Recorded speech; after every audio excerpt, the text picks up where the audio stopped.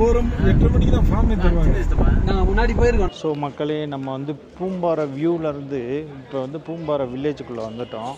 இப்போ நம்ம எங்கே இருக்கோம்னு பார்த்தீங்கன்னா, அந்த குழந்தை வேலப்பர் முருகன் கோயிலில் தான் இருக்கோம்.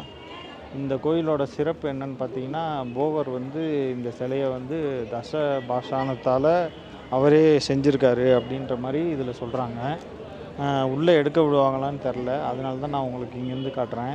இந்த கோயில் எங்கே இருக்குன்னா, அப்படியே சென்டர் ஆஃப் த பூம்பாறை. அப்படியே என்னை சுற்றி பார்த்தீங்கன்னா ஃபுல்லாக பூம்பாறை வில்லேஜ் தான். அதுக்கு நடுவில் இருக்குது இந்த கோயில். ஸோ லைனில் எல்லாம் நிற்கிறாங்க. நான் வந்து போகிறேன், போய் உள்ளே காட்ட முடிஞ்சால் நான் காட்டுறேன். எல்லாரும் காசு பின்னாடி ஓட ஆரம்பிச்சாங்க. என்னென்ன பேசுகிறாங்க பார்த்தீங்களா? என்ன நல்லா பேசுகிறாங்க. கட்டியோட சொல்லு, ஏதாவது நல்லது நடக்குதா பார்ப்போம். யாருக்குடா? இவங்க பின்னாடி இருக்காங்க. ஆண்டிக்கெல்லாம் இங்கே கட்டக்கூடாதுடா. நான் போயிருப்பான்னு நினச்சேன்டா. கயிறு கட்டுச்சுன்னா தொட்டில் கட்ட சொல்லுங்க. முதல்ல கயிறு கட்டுறா, அப்புறமா தொட்டில் கட்டலாம். ஸோ நாங்கள் பார்த்தீங்கன்னா இப்போ வந்து பூம்பாறை வில்லேஜோட சென்டர் பாயிண்டில் இருக்கோம். இங்கே வந்து குழந்தை வேலப்பர் அப்படின்னு சொல்லிட்டு ஒரு முருகன் கோயில் இருக்குது. இது வந்து பார்த்திங்கன்னா, இப்போ பழனியில் எப்படி நவ பாசான சிலையோ அந்த மாதிரி இது தச பாசான சிலையா.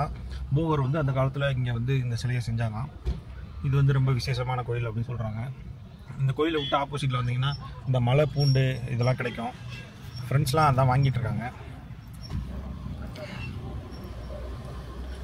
கிலோ கிட்டத்தட்ட இங்கே வந்து மலை பூண்டு வந்து கிலோ 500 ரூபாலேருந்து 200 ரூபா வரைக்கும் இருக்குது. ஒவ்வொரு அந்த தரத்தை பொறுத்து 500 ரூபாய்க்கெல்லாம் நல்ல அந்த பூண்டு மாதிரி இருக்கும்.